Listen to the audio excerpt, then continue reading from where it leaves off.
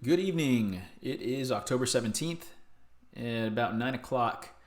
We're about a week away from the fantasy basketball season starting. My name's Johnny Lamb, member of Johto League. We're entering our 10th year of the league. And here on the screen, I've got a picture of our 8 of us anyway, and 2 of us on a Google Hangout at our destination draft. This year it was in Vegas. It took place about 3 weeks ago or so. And the results of the draft are right here. What I'm trying to do today is cover something that's brought me some success in the league in the past, which is spreadsheeting. Basically, kind of cumulative scores or stats and comparing them against the rest of the league. And it's fairly straightforward. It's more common sense than you would think. But I think the thing that kind of keeps most people from doing it is that there's not an easy automated way to do it for free. I know there are sites that will do it as a paid service. Basketball Monster comes to mind. This is actually where I originally got the idea, who knows how long ago. But what I used to do was kind of pull up our ESPN league, go to the stats, dump it into Excel, grab my players, and just kind of add them cumulatively, and then pull up my opponent's players, take their stats, sum them up, and then kind of see which categories I should win and which ones I need to pick up, kind of stream out of my 2 or 3 streaming spots for the week so I can get an edge in that category. So I'm just going to cover the kind of high level what to do. I'm not going to recreate the spreadsheet. I'm just going to use the one that I did during the draft. For this draft, I actually used the projections. There are a few different sources where you can find this. The ones I used were from #basketball. And you can kind of see my cheat sheet here. Here's the Basketball Monster one. It also has all the categories I care about. This one's actually pretty good. Fantasy Pros is an aggregator of sorts. They'll go to different sites, scrape them for rankings, and then just tell you what the best, worst, and the average, standard deviation, and also ADP. You can kind of see some good values versus bad values on what the major sites have. These stats are all probably about 3 weeks old because I haven't updated this since we did the draft. But for example, before the draft happened, I went ahead and grabbed every player. I think they have the top 200 or so. Yeah, top 200 players and their stats. It didn't come as pretty as this. Originally, these, if you look at the #basketball, their field goal attempts and makes are in this format. So it takes a little bit of massaging to get it into the format where you can actually do math on it. But I could probably show you how to do that. Just go to data and then text to columns, and then you find a delimiter, which is the /. Yeah. So anyways, during the draft, what I did was basically start with my first pick, add him to the chart here. I basically just copy his entire row and pasted it across. And I have a sum here, you'll see right here. Right here, sum, the formula is just summing this entire column and gives me a number. And same thing right here, field goals attempted, free throws attempted, 3-pointers. And you start getting, as you add players, you can start seeing kind of how your team shakes out. And the beauty of this especially is one of the things that I've been trying to lean towards in recent years is trying to have a balance of both field goal and free throw percentage. It's hard when you punt something like these 2 categories. Sometimes you'll have a team that's heavy on guards, heavy on good field goal, good free throw percentage, 3-pointers, assists, and then sometimes you'll go the flip side, get a lot of big men where your field goal percentage is really strong, but then you're weak in certain areas. I try to look this year for a balance with all of these. And my first pick was Steph Curry, who literally has no weakness to his game. He's really strong in a few categories. And I guess if you want to call it a weakness, what they're calling it here is that his lack of blocks and turnovers. You can tell kind of by the color combinations. So it's picking him as a first player. As the rounds go on, I would try to find other players that had good field goal percentage because I want to be elite there, and at the same time take advantage of my elite free throws. And so most players I picked, I would just add them here. Actually, even before I drafted them, I would try copying the line and pasting them here just to see how they would impact my team. But like I said, other services like Basketball Monster have a draft helper to help you with this. You kind of just tag. I've seen it being used where you kind of just tag which ones are yours, and then it'll add these for you, and also compare yourself to the rest of the league, which is what I'm trying to do manually here. So without paying for the service, this is what you could do. So as I drafted someone, I would add them here, see what the impact is. And because I've done spreadsheeting for so many different seasons, I have a decent feel for what numbers are considered elite every season. So I would say assists somewhere around 45 is usually elite, rebounds 90 plus, points over 220, three-pointers about 18 or 19 most years is elite. This thing above the 80s and this above as close to 50% as you can. Turnover is usually around 20 is elite. Blocks over 10, 11. Most years will do the job. And steals around 14. So just eyeballing it based on my draft, I should be decent in most categories. But of course, every draft season is different. So you're going to have to do an advanced analysis on this. So what I've done is I went after the draft, and actually even a few days, maybe a week after the draft, I went through and tagged every player here. This did take a little time. Fortunately, as I was drafting, as soon as a player was taken, I marked him in red. So I was able to flag down all the red fields and then tag an owner to it. And afterwards, I selected all this stuff and did a pivot. So now you can kind of see if I look for all the players that Joe has. Yeah, that's 13 players. I can quickly get a snapshot of his team. So compared to me, looks like he's pretty good at threes. Points, he's good. I'm better than him at rebounds. Better than him at maybe assists. He's better than me at steals and blocks and turnovers. He actually has a pretty strong team. His field goals are lower, but it's not necessarily bad because if the rest of the league ends up having, say, 42, 44, 45, this is actually elite, but we won't know until we compare to everyone. We pull up mine. We should see the exact same thing as before. And yeah, so on and so forth. Each player has, just from a pivot, I grabbed this. So what I did was during the league analyzer, I went and grabbed everybody's summary line, put them here in a 10-man kind of dump to get an idea, kind of a snapshot of the league. Where do I stand relative to everyone else? And so here on each column, I have highlighted from white to green, just so kind of like the white stands out to me as a poor category, and then the dark green means you're very good at it. So right off the bat, you can kind of see what it means to be elite in field goal percentage this season.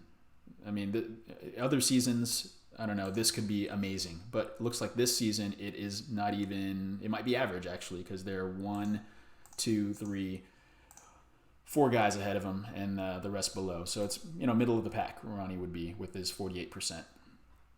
Over here on free throws, same thing. And I kind of took it a step further. And my definition of elite, being elite in a category, is being kind of top three league wide. So shout out to jodoworld.blog, WordPress.com. That's our blog for the league. Has not been updated since last season, but I thought I'd give it a shout out anyway. What I used to do after every week was do a post on top 3, who had the most top 3 categories for each matchup, each week. And so I think for me, I define elite as the top 3, finishing top 3 in that category. So the formula here is I use a large function, basically looking for the first, second, and third highest values within this range, and I average those out. So it looks like in order to be elite in this category for this season, we're going to want to have a 49.67% or higher. and you'd be considered elite. Same thing with free throws, threes, points, etc. And you start seeing what it means, what it takes, what your build would have to look like. If you were to compare this to what I have, it looks like the only thing I'm elite at here is, yeah, probably field goal percentage and field goal percentage. Yep. So that is my #1 elite category. I'm highest in the league right now, but it's not good enough to put me in the average of the top 3. If we kind of reduce that requirement down to average of top 5, you can start to see who is better than average. So out of the top 5 people, you're basically, the average of top 5 still puts you in like the upper quarter percentile, right? And that should be good enough to win most weeks against anyone in the league. For specific matchups, of course, you're going to want to just kind of isolate it. So let's say I'm going up against Joe. I would just want to isolate these 2 lines and see, okay, I should have field goals in the bag. We're going to have a toss up here in free throws. I might need to stream some points and threes. I should have rebounds in the bag. I should have assists. That's fairly close though. And I can safely say that I'm going to probably punt turnovers and blocks against him. And so this is a strategy I've used for a really long time. Past 2 seasons, I kind of winged it just because of being busy at work. But every season I'd been in prior to that, and we are heading into our 10th season, had some level of this spreadsheeting. In this particular case, I did this kind of just as a sample. I tagged everybody that's on the team. In season, when I actually use this, I will probably only take my top 10 or 11 players. And that is because these are the players that most teams will never drop. And actually, if you look at my team, probably that could be, I mean, I probably wouldn't drop Kevon Looney, but in a pinch, I might drop Smart, I might drop Beverly, or if Looney, his hamstring stays hurt much longer, I might drop him and stream. So a lot of times, the top 10, first 10 rounds, the people that you draft are probably keepers. And so what I'll do instead is just take this into account. The core of your team, what am I looking at? The stuff that's never going to change, and the guys that you're not going to stream. If you want to be a little more realistic, maybe do the top 11. But yeah, you don't want to count every player because that is a lot of maintenance to keep up with. You basically be coming back here and changing all the time. Like if someone picks up a new player, you would have to throw their name in. Paul George is empty here because he is currently on IR, and my probably won't have him for about a month. So I have his team currently spec'd out on this league analyzer without Paul George. So once he comes back, a lot of these where you kind of see like a light gray will be, especially like steals, he'll jump up. Rebounds, he'll jump up a little bit. Points, he'll get into elite status most likely. Yep. And this last line right here is just the league average. So what does it mean to be middle of the pack this season in turnovers? Looks like we do have a few teams that are very high on turnovers, and to be middle of the pack is 25.5. So for me, I am slightly better than average there, slightly lower than average here, right around the league average for steals, slightly below in assists, 5 rebounds better than the league average, right there on points, right there on threes, better than average. Yep. So another thing to note here is what does this exactly mean? So on any given night, this is what you can expect your team to produce if everyone were playing. That's what this average really means. So if all 13 of my players played to their average on a given night, I would get this much output. So if you in season, I will probably also do this on my future spreadsheet. I haven't done it yet, but you can also you'll have sometimes where players will play 4 games in a week, or sometimes they'll play only 2 games in a week, and you can scale these. So you may have an amazing player like Harden, okay, who takes 10 free throws a game. In a week where he plays 4 times, he is going to attempt 40 free throws and make about 32 of them, right? Is that math right? No, wait. Sorry. 36 of them. But on a week where he only plays 2 games, he's going to take 20 of them and make about 18 or so.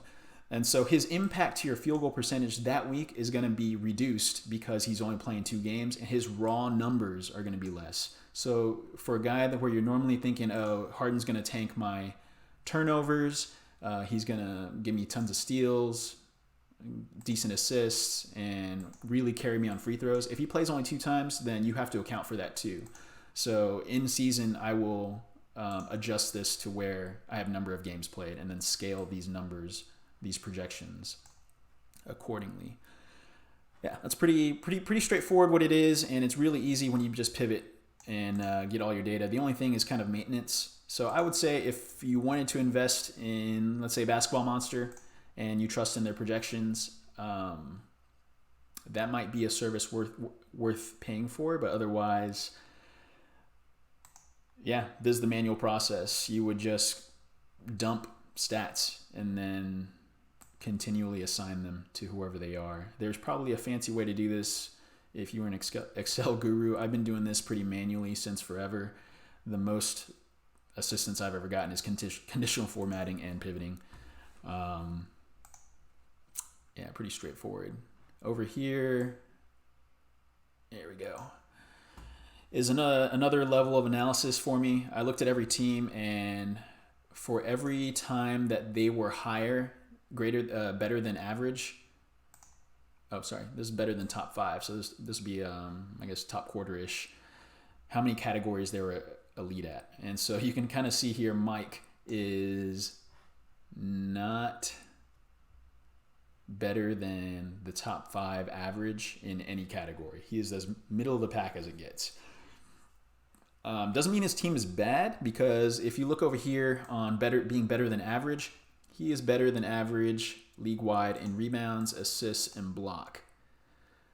But when it comes to being elite at any category or any semblance of elite, keep in mind, so I said average of top 3 makes you probably like a league winner in every category, and then top 5 makes you, top 25 percentile or so. So better than average, it's fairly generous. You can kind of see Joe looks pretty dangerous. He's better than average in 6 categories, but so am I, just in different categories. Looks like Vin's team is also very strong. This little pack right here: blocks, steals, assists, rebounds, points. And Unu, 5 categories. He's better than average. Yeah, so I would look at this as kind of a good high level to where you stand in the league and kind of like what you can potentially give up. I guess this is actually a better gauge of what you can potentially give up. You saw earlier, I'm actually only better than top 5 average in 1 category. And so if I were to give up anything to kind of bolster these categories, I might give up like a good field goal percentage guy just to take a small dip there to where I'm still kind of better than average, but it might bring me, 2 of these up into being elite. That's a worthwhile trade. Whereas teams like Joe's, he's already got 4 he's elite at, and maybe that's the stuff he wants to build around. So seeing this right here immediately, high level, I would expect Joe to win these 4 categories every week, which is amazing, an amazing build, because being kind of elite in the league in 4, you can stream your bottom 3, bottom 2, whatever it is, to win you that last one. So in a 9 category league, this is a very strong build. I would say probably his team is the strongest, with teams like Nin and Unu probably being close, because then they stream for 2. All you need to win is 5 out of 9. Yep. That is it. I'm going to go ahead and post this up on YouTube. Kind of some free research. Leave comments and feedback to me there in the comments section. I think this process is pretty straightforward, but it's also very crude. I wouldn't say it's very advanced at all. It could definitely be improved. It could be automated. It takes a lot of time. That's why I have no problem sharing it with you guys, because I have a feeling that no one is actually going to take the time to create this spreadsheet, and especially add kind of like scaling for the games played, except for maybe but yeah, I do welcome any feedback that you might have for me. And until next time, that is the end of this episode. Thanks for tuning in.